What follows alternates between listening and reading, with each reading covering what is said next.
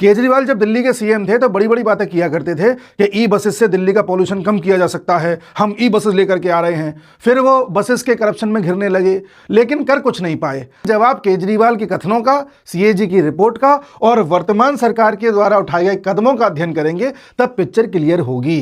ये बात सही है कि दिल्ली के पॉल्यूशन को कम करने में ई व्हीकल्स बहुत बड़ी भूमिका निभा सकते हैं, जिसमें पब्लिक ट्रांसपोर्ट को पूरी तरह से इलेक्ट्रिक करना बहुत जरूरी है और जिसको किया भी जा रहा है। आज भी दिल्ली में लगभग 500 ई बसेस को लॉन्च किया गया है। इनको देवी बसेस बोलते हैं, जो शॉर्ट रूट पर चलती हैं। इसी के साथ ही टोटल दिल्ली में लगभग 5300 बसेस चलती हैं, जिनमें से लगभग 3500 के आसपास बसेस ई बसेस हैं। इनमें भी 1500 बसेस पिछले 11 महीने में रेखा गुप्ता जी ने जोड़ी हैं, यानी कि 11 महीने से पहले 2000 बसेस भी ई बसेस नहीं थी। इस समय दिल्ली में टोटल बसेस की लगभग 66% बसेस ई बसेस हैं।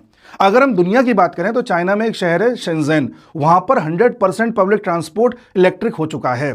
दिल्ली में 66% हुआ है। और यूरोप की बात करें तो लंदन, पेरिस और आम्स्टरडम जैसे शहरों में तो केवल 20 से 40% है। यानी कि दिल्ली में अच्छा खासा परसेंटेज हम ले गए हैं, लेकिन और ज्यादा ले जाने की कोशिश की जा रही है। ज्यादा से ज्यादा बसेस को लॉन्च किया जा रहा है। ई बसेस के अलावा दिल्ली में लगभग 44 मेट्रो स्टेशन को 1800 से भी अधिक ई ऑटोज से जोड़ा गया है, जिससे कि पब्लिक ट्रांसपोर्ट को और ज्यादा इलेक्ट्रिक किया जा सके। और अगर बस डिपो की बात करी जाए तो इलेक्ट्रिक बसेस के लिए 14 से भी अधिक इलेक्ट्रिक बस डिपो हैं और 4 और जोड़े जाने हैं। यानी कि कोशिशें चल रही हैं। अब सवाल उठता है कि इससे पहली वाली जो सरकार थी केजरीवाल जी की, वो पॉल्यूशन को कम करने के लिए ई व्हीकल्स नहीं ला रही थी। केजरीवाल जी 2016 में ई बसेस का एक पायलट प्रोजेक्ट लाए थे। उसके बाद वो ठंडे बस्ते में चला गया। उसके बाद जब सीएजी की रिपोर्ट आई तो पता चला 2021-22 और 22-23 में टोटल 300 ई बसेस ला पाए थे। कारण क्या था? टेंडर में दिक्कत आ रही है, बार बार टेंडर रिवाइज किया जा रहा है।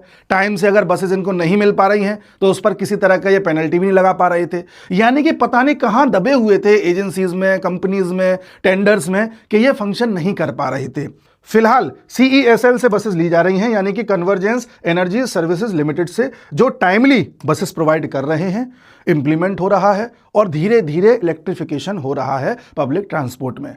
अभी भी समस्या पूरी तरह से सॉल्व नहीं हुई है, लेकिन ये एक कदम है, इसे अप्रिशिएट करना चाहिए। हर वो कदम जो दिल्ली पॉल्यूशन को कम करने में कोई ना कोई मदद कर रहा है, उसे अप्रिशिएट करना चाहिए और उस लीडरशिप को भी अप्रिशिएट करना चाहिए जो इस तरह के कदम उठाने में इच्छा शक्ति दिखा रही है। वरना इससे पहले हमें किस तरह से मूर्ख बनाया गया था, वो भी हम देख रहे हैं।